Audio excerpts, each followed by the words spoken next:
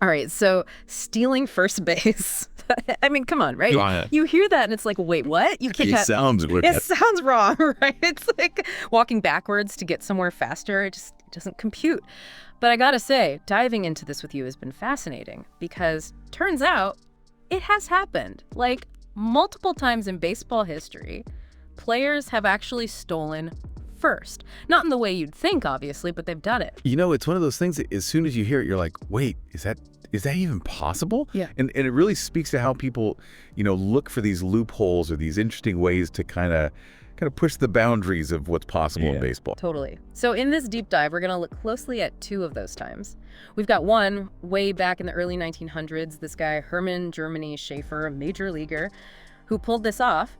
And then we're jumping all the way to 2019 with Tony Thomas in the Atlantic League. Two very different stories, more than a century apart. And what we really want to do is unpack how they did it, what the rules were or weren't in each case, and just see what these stories tell us about how baseball, the game itself, has changed. Yeah, and it's interesting right off the bat that you have these two very different scenarios.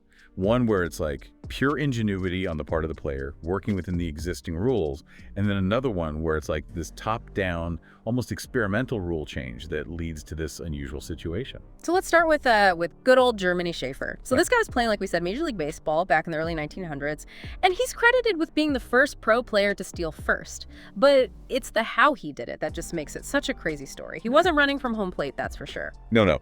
This is Germany Schaefer running backwards from second base to first.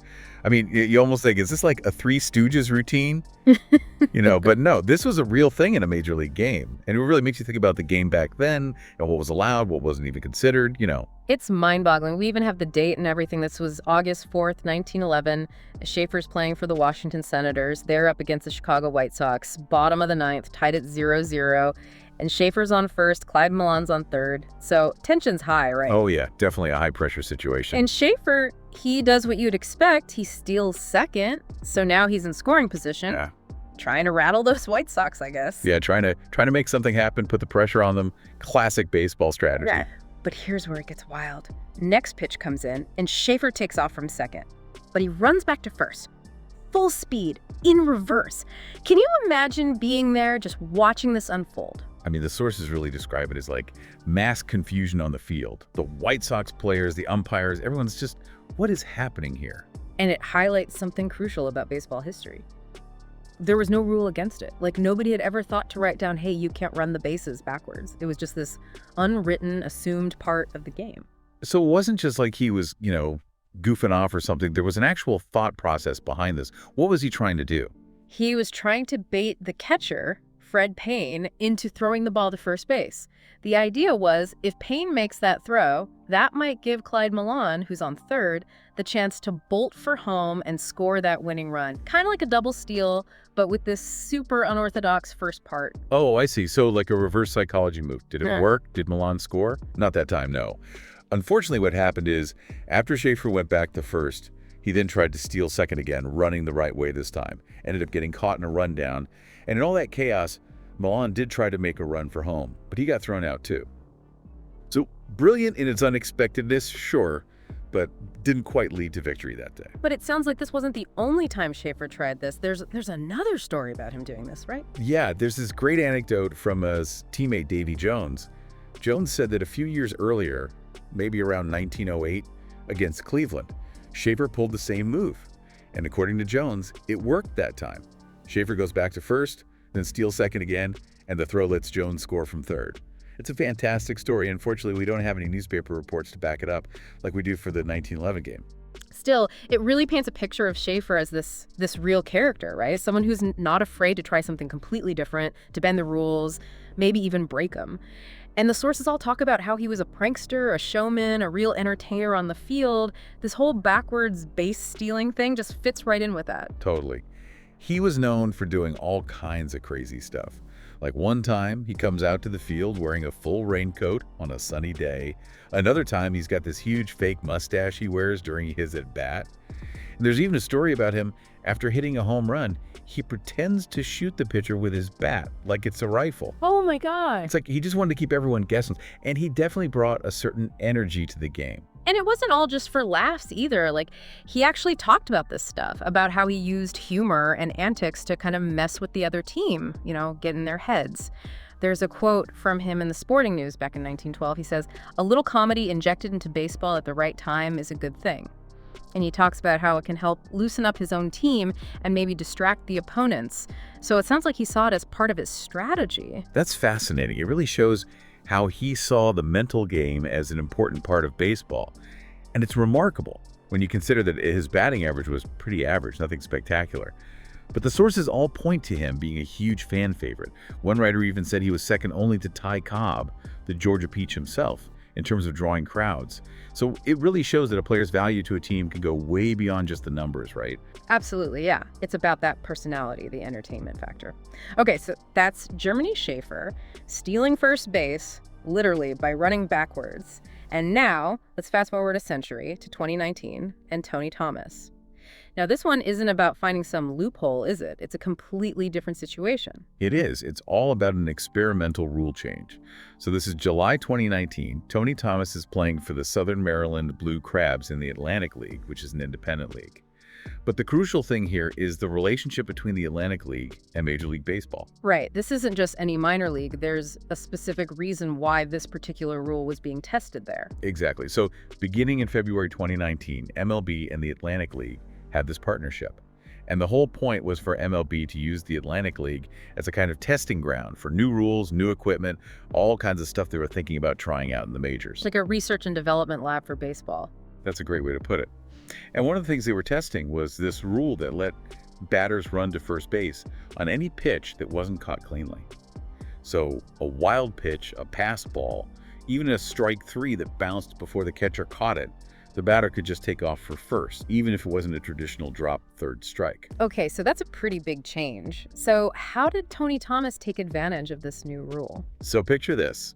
Game against the Lancaster Barnstormers, counts 0-1. Pitcher Alejandro Chacin throws a pitch that goes all the way to the backstop. Normally, that's just ball two. But with this experimental rule, Thomas just takes off from the batter's box and runs to first, no problem, and nobody even tries to throw him out. And how did they score that? It couldn't have been a stolen base, right? Officially, it went down as a fielder's choice. Just acknowledging that theoretically the catcher could have recovered the ball and made a play at first. But in reality, nobody was going to catch Thomas. He just ran to first, like the rule said he could. So it wasn't like Schaefer with the trickery and the loophole. This was just like a brand new rule, a new way to play the game. It makes you wonder what MLB was hoping to accomplish with this. Yeah, it was one of several experimental rules they were trying out. There was also this automated ball strike system, what people call robot umps, and they even changed the distance of the pitching mound. So it seems like MLB was, and maybe still is, very interested in finding ways to modernize the game, shake things up a bit. I remember MLB Commissioner Rob Manfred even talked about this whole robot ump thing. He said they wanted to see how it worked in the Atlantic League, maybe some other minor leagues, before they'd even think about bringing it to the majors. So it was clearly a serious testing process, not just, some random experiment.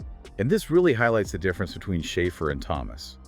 Schaefer took advantage of the fact that there wasn't a rule against running the bases backwards. But Thomas, he was working within a new rule, a rule that was designed to change the way the game was played. Yeah, totally different approaches, but both leading to the same unusual outcome, stealing first base. So going back to Schaefer, what happened after his little stunt? Did Major League Baseball do anything to prevent that from happening again? Oh, they definitely did. After Schaefer passed away in 1919, MLB decided to put their foot down and made an official rule against running the bases backwards. It was Rule 52, Section 2 back then, but now it's Rule 7.08, I believe.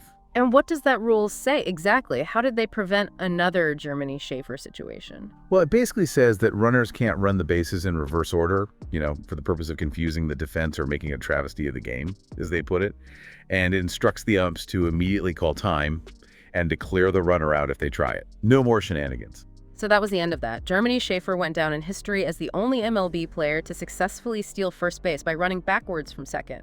I kind of love that he pulled it off. Yeah, it's a fun little footnote in baseball history, and it shows how a single player can actually spark a rule change just by doing something nobody expected. Which, of course, is totally different from what happened in the Atlantic League, with the rule change coming first. So to sum up, I guess the answer to our initial question, can you steal first base, is yes.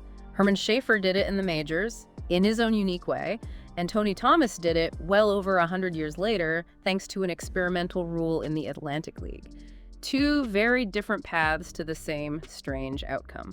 It's really cool, and thinking about the bigger picture, these stories really show how baseball is this game that's rooted in tradition but also always evolving. You've got these moments of individual brilliance like Schaefer, and then you've got these more organized attempts to change the game, like in the Atlantic League. Yeah, it's that balance between honoring the history of the game and also trying new things, keeping it fresh and exciting.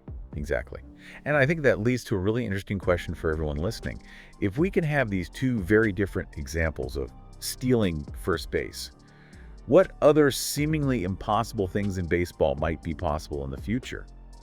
Like what other parts of the game might be open to reinterpretation or innovation? What else might we be talking about in Deep Dive 100 years from now? I love that. It just shows you never say never in baseball, right? Yeah, absolutely. Awesome stuff. Yeah, this is fun.